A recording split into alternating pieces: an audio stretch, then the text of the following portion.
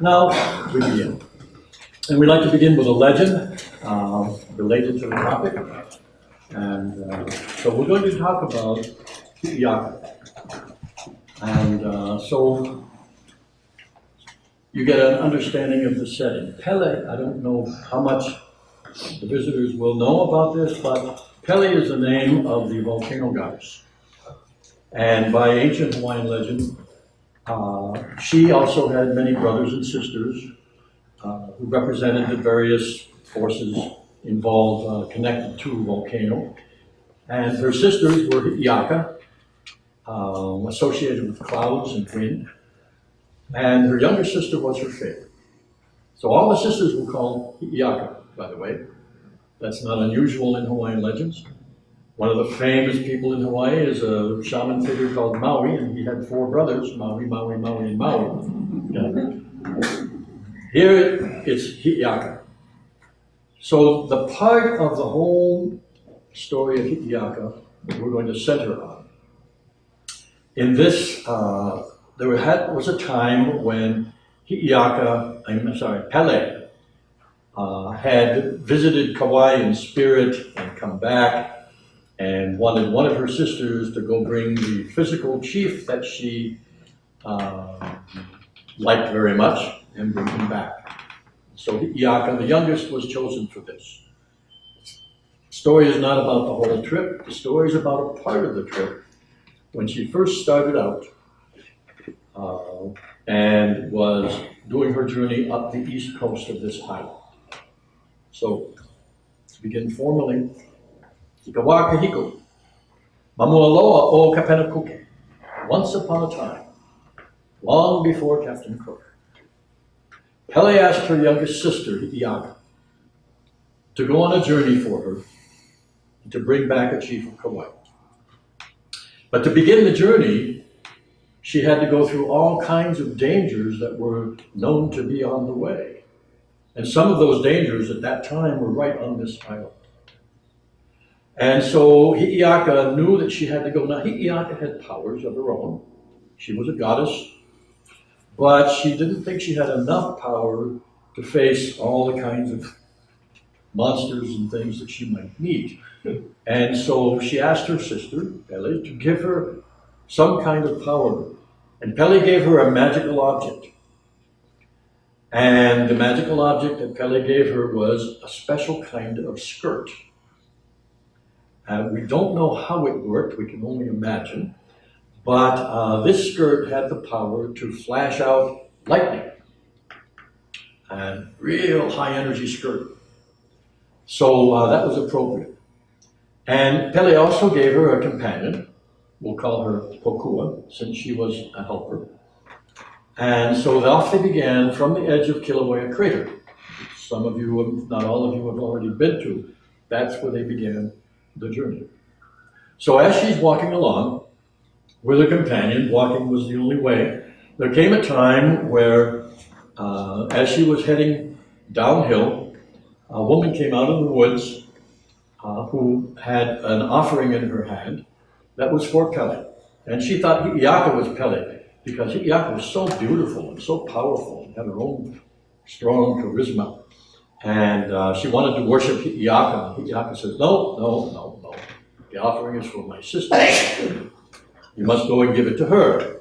So she said, well, okay, but I want to go with you and I want to be your friend. And Hiiaka said, okay, we'll wait here for you. So go give the offering to Pele and come back. So she did. The woman's name was Omao. And because this is a word for green, she is often in translation called the green lady or the green woman. But that was just her name. So the 3 of them now headed down, further down the mountain. And they came down to a place where there was a stream and there were some women, well before he left. But they came and there was a stream and there were some young women there and they were playing and laughing and making lays. And as soon as they saw Hiiaka and her companions, well, they jumped up and gave them a big welcome and put lays on them, which is, in the old days especially, a sign of friendship. Still is today, but there it was, to show friendship. So they talked and talked and talked, and finally Hiiaka said it was time for them to go. And the girls said, "Oh, okay, but don't take the upper path. You have to go along the coast." And Hiiaka said, "Why? The coast is hot. Who wants to go along the coast? And when we can go through the beautiful ohia trees or right in the mountains along the hills." And they said, no, that's dangerous. There's a mo'o, a giant mo'o. Now, mo'o is the Hawaiian equivalent of a dragon. It can refer to any kind of lizard. It can even refer to a crocodile. But when they talk about the giant mo'o in the legends, the closest equivalent that we would know from the West would be a dragon. So anyway, there's this mo'o, I'll call him. Name was Panaeva, and he ruled that whole forest in the hills before you get to Hilo. Matter of fact, if you know the area, it's about the area where the zoo is right now. Okay, so he controlled that whole part of the hillside, all the hills there. So Hiiaka says that doesn't matter. That's the way we're going. And her companions were a little, scared a bit, but, this is a goddess, who better could they be with? So they're striding down the path, and there were some little mo'o who saw them, and some birds in the trees who saw them. And they all were part of the family of Panaeva. So they rushed back to tell him that some people were entering his forest. And Hiiaka and her friends heard this deep, great voice. "Who dares to enter my forest without my permission? Get the underground oven ready. We're going to have flesh to eat." And so he sent off his birds and he sent off his small mo'o to go and overwhelm the girls and take them and capture them and bring them back to his camp. And just as they started coming and the girls were frightened, and Hiiaka got in front of them and flapped her skirt. And each time she flapped her skirt, this lightning would shoot out, and boom, down would go the mo'o, and down would go the evil birds by the scores. More and more came, and flash, flash, flash, more and more were knocked down. And until finally, one of them was able to crawl back to Panaeva and tell him. He said, "Oh, well, where's my food?"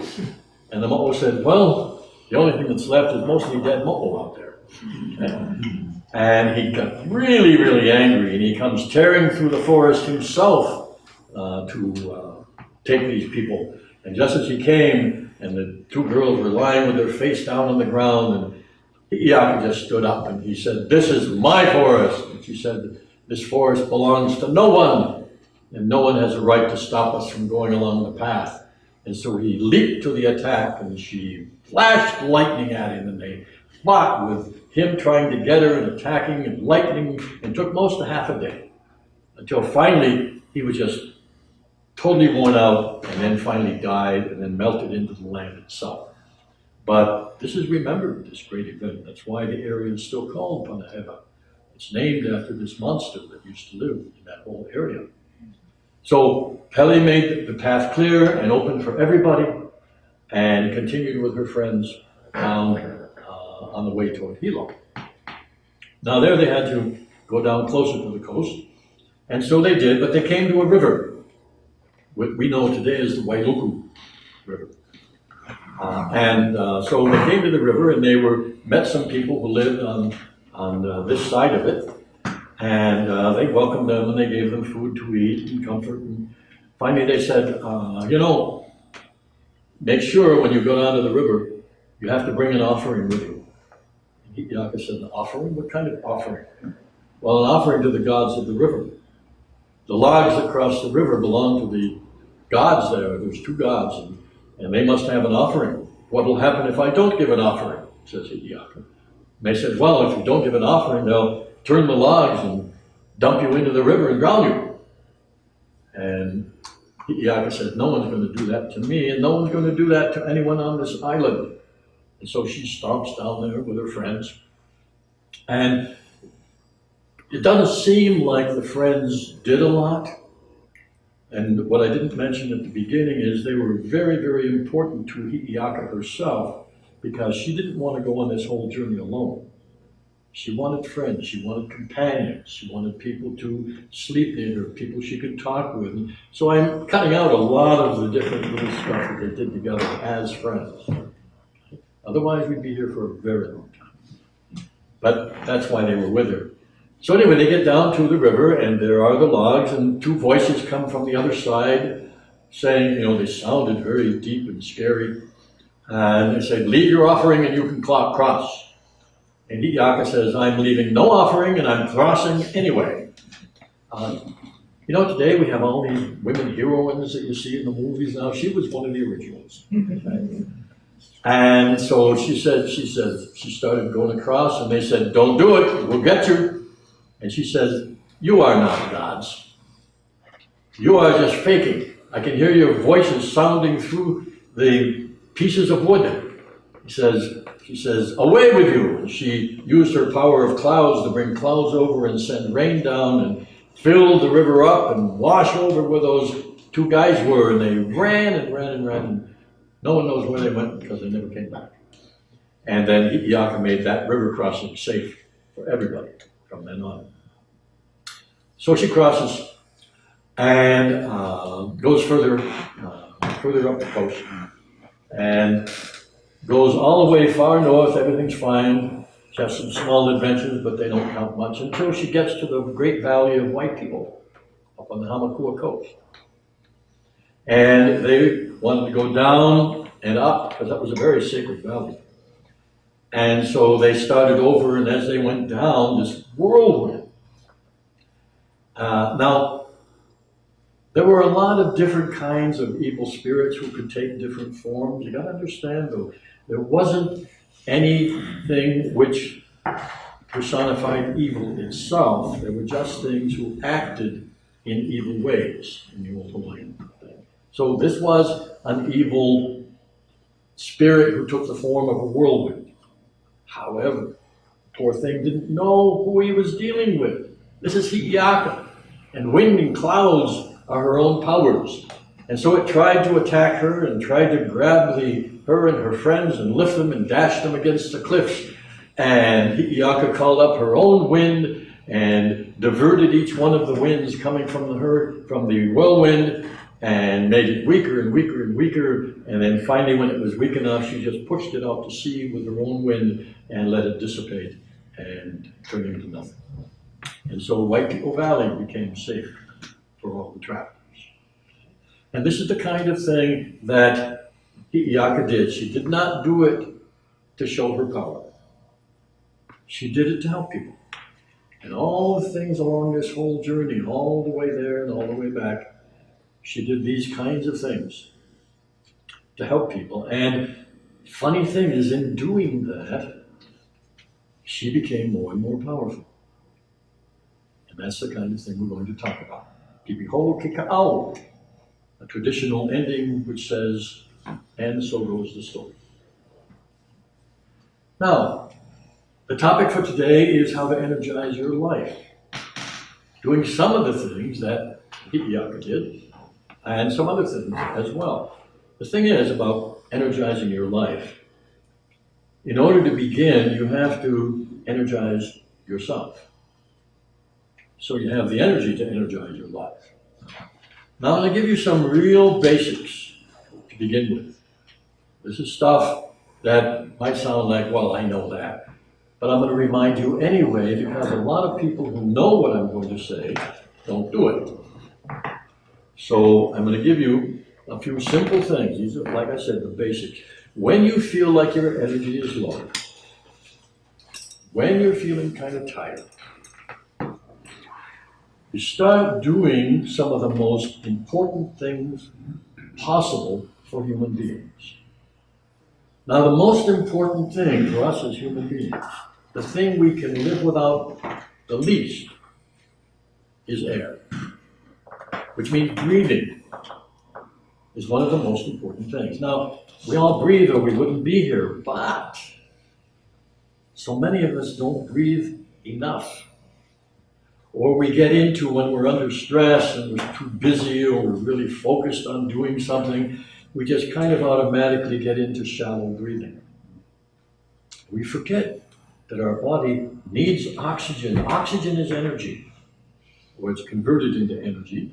And when we take that in, more of that in, our body gets energized. You will be amazed if you do this simple thing, to breathe more deeply, more often. I don't mean rapid, just more deeply, more often.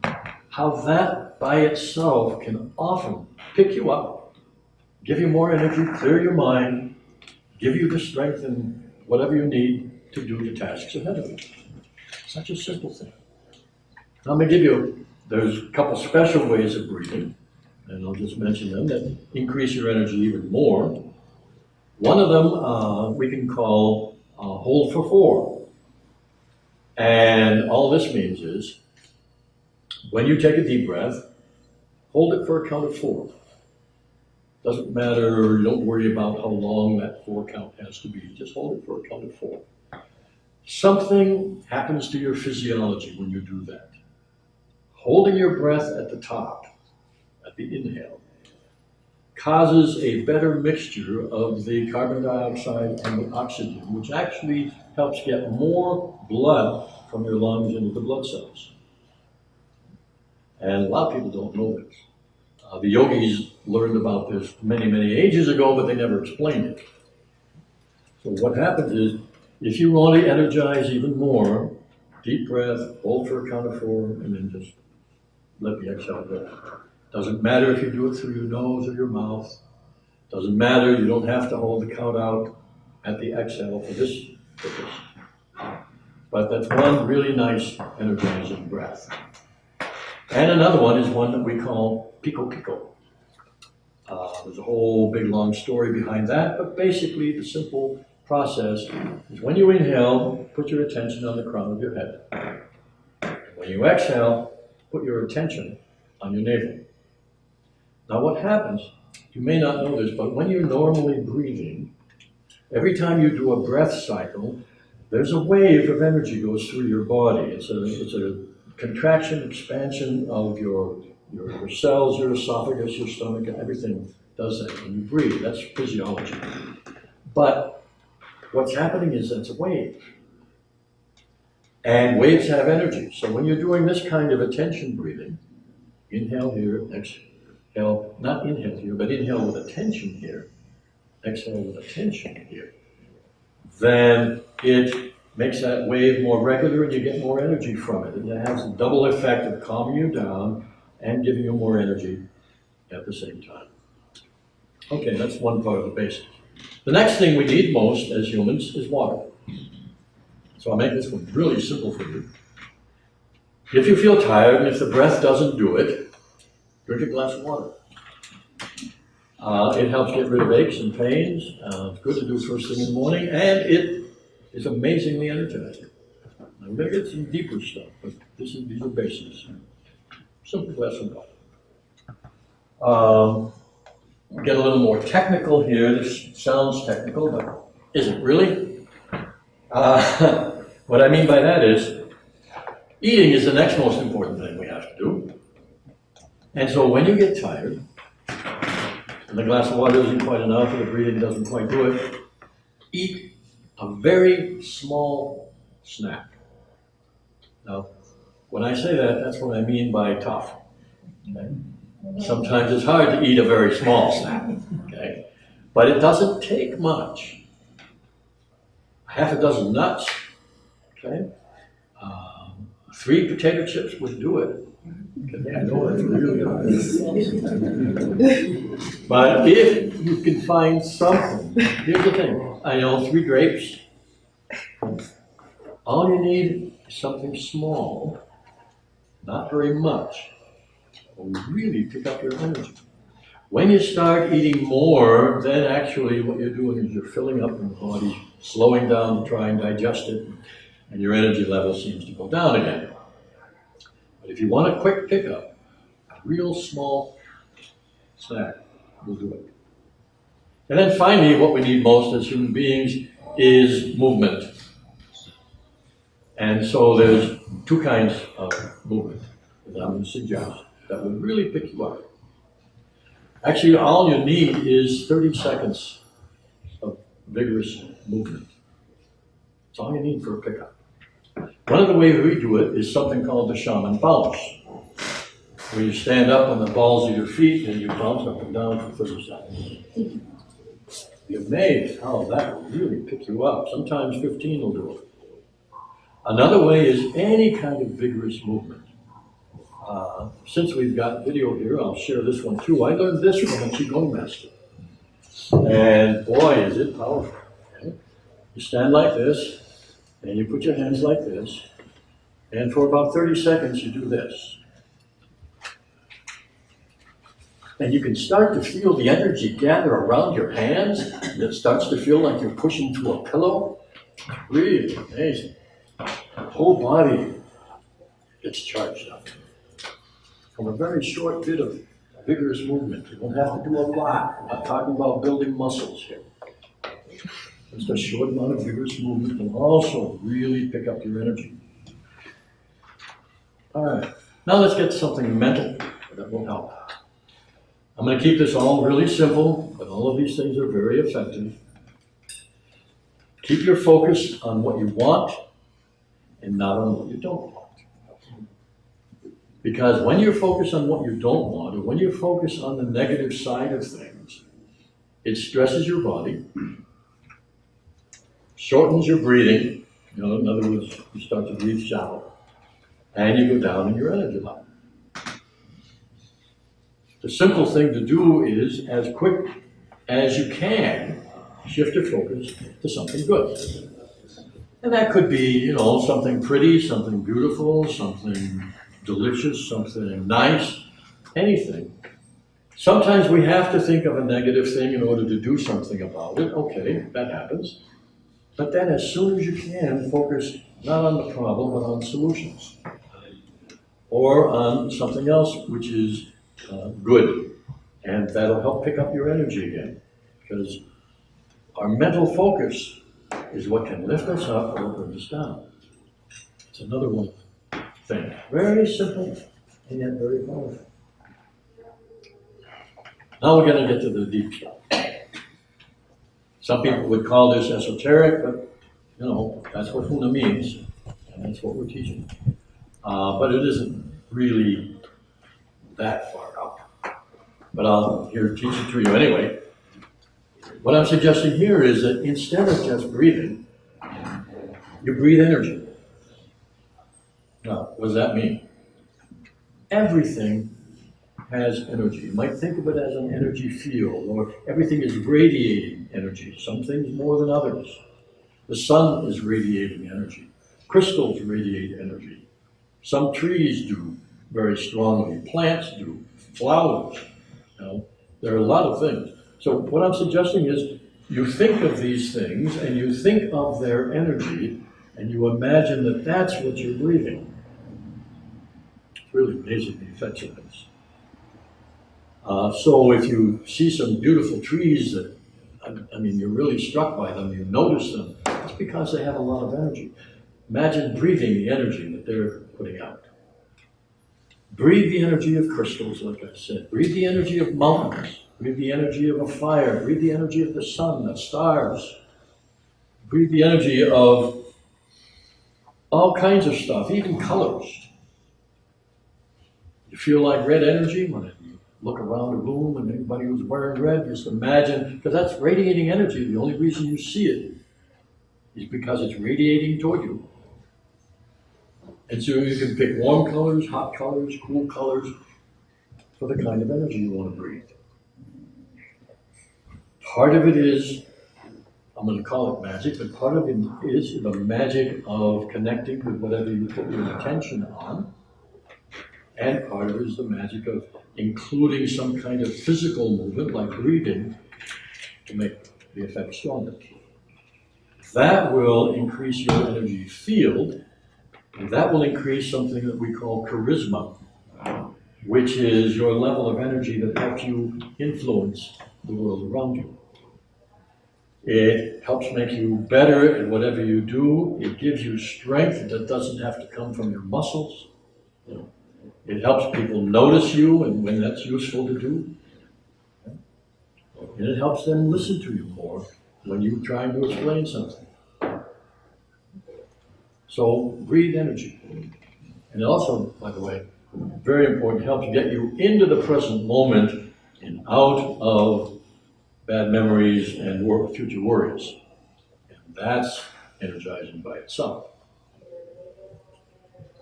Now, here's we get to something that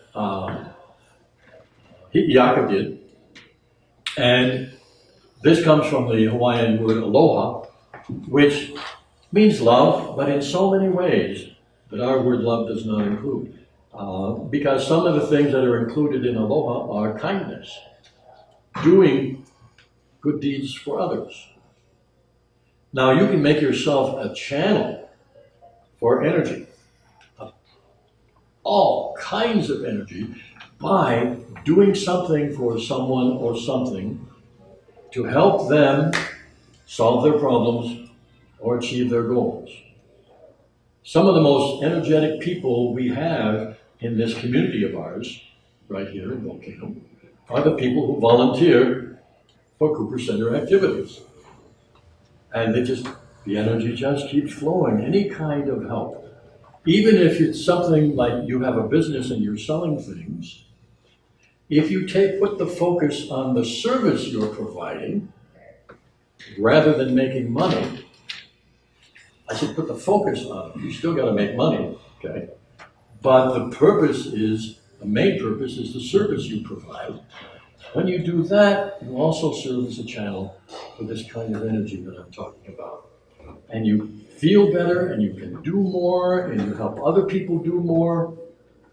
Really amazing, the energy effect of what you might either call service or, as Susan mentioned earlier, compassion. The compassion isn't just when you feel bad for people. Compassion is when you help them get out of the condition they're in. That's compassion. So, that's one very, very powerful way. Now we go to the power of imagination. And with this one, you imagine yourself being the kind of person you want to be. With the doing the kinds of things you want to do, and helping the people you want to help. And you imagine this vividly in great detail when you can. You can make it fun, but when you really imagine this, you're giving messages to your body, to your memory, to your whole spirit, a new pattern, a pattern that has more energy, a pattern that does more, can do more, will do more, and it's very, very powerful to do that. But once you've finished imagining the kind of person you want to be, the next part of that is to learn the skills you need to be that kind of person. So if you want to